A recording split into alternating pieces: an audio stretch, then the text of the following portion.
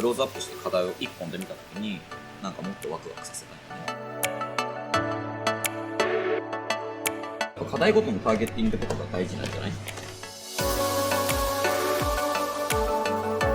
だけどその2級とか1級とかに関しては多分ターゲッティングがうまくできてなかったんだと思い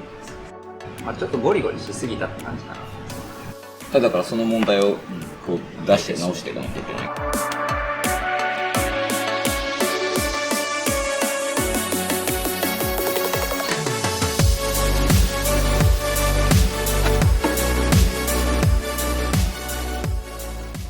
マーブーではまず全体のバランスを取るために大きいハリボテとかボリュームだったりをこう配置していくんですよ。で全体のこう見た目の印象を決めて、さらにこうラインどんな感じでコースを作ろうかなっていうのをイメージできるような形で作ってます。いいと思う。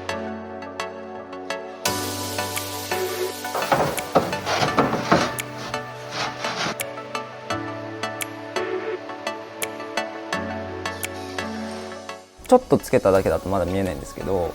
ある程度ついてくるとなんとなくここに大きいのがあってここに大きいのがあったら、それぞれこうラインがあって、もう一本こう入りそうだなみたいな、そのついてない部分のラインまで見ていくって感じですね。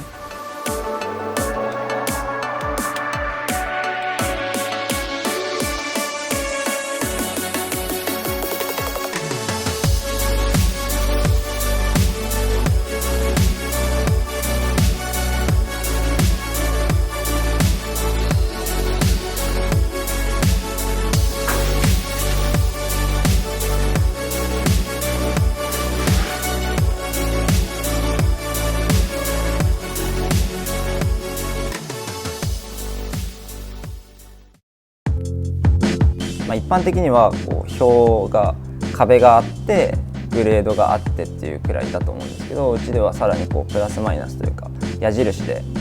こう難しかったら上向けて、ちょっと難しかったら斜めで、普通だったら横で斜め下下みたいな感じで、割と細分化してるんですよね。でさらにこうタイプというか、課題の性質を分類して、それがあまり同じグレード内で被らないようにっていうのは気をつけてます。うちでこう考えてるのは、まずリスクと、強度と複雑さ、この3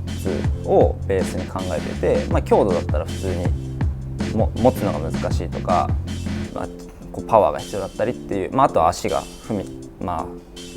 むのが悪くてこうちゃんと気が抜けないとか、そういうところで見てて、あとはリスクだったらコーディネーションとか、滑りやすい足とかもそうなんですけど、で複雑さはこうムーブの分かりにくさもそうなんですけど、持つ位置だったり踏む位置も分かりにくいっていうのも入ってきます。1個の要素だけじゃなくて複数の要素が入ってくるのは比較的当たり前な状態にはなってま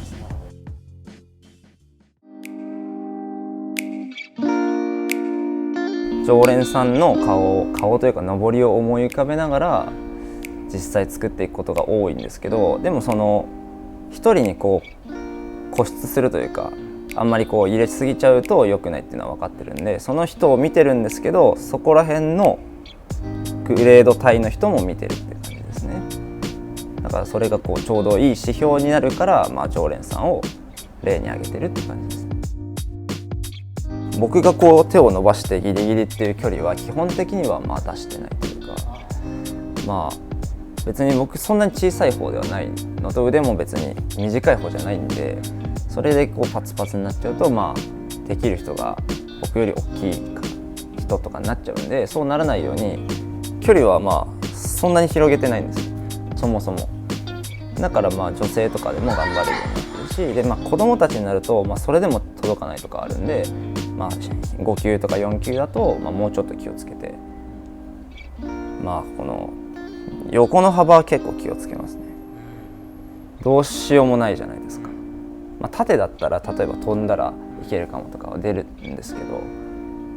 う物理的に届かないっていうのはかわいそうなんで、それはできるだけないようにしてます。